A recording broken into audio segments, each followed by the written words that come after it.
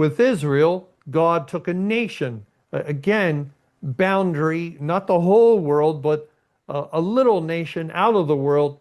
This will be my people. This will be the land of my people that represents my kingdom. And here will I put my word. And just as in the Garden of Eden, Adam failed to be faithful to the commandment to not eat of the tree, Israel failed to be faithful to the commandments of God as they were caretakers of the word.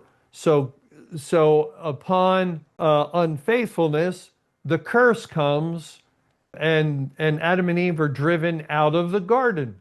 Upon Israel's unfaithfulness, the curse comes upon them. Christ cursed the fig tree. Let no fruit grow on thee henceforward forever. And there's movement out of Israel.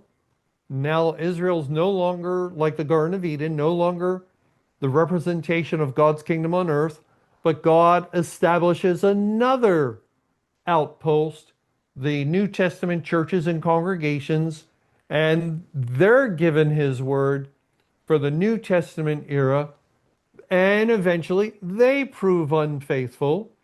And so God curses the church and they're driven out. And that's the command, depart out, depart out. But in this case, and just actually with Israel too, those who stayed back in Israel, they had no blessing.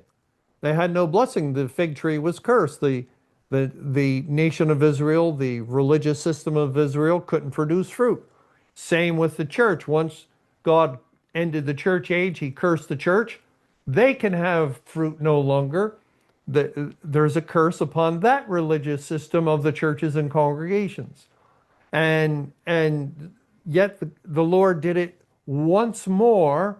This time he sent his word to all the nations in all the world to save a great multitude.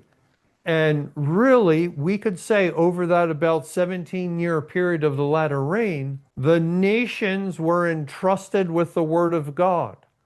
Where God brings his word, they become like a representative of that word, or really they're tasked with being faithful to it. And so the Lord saved the great multitude.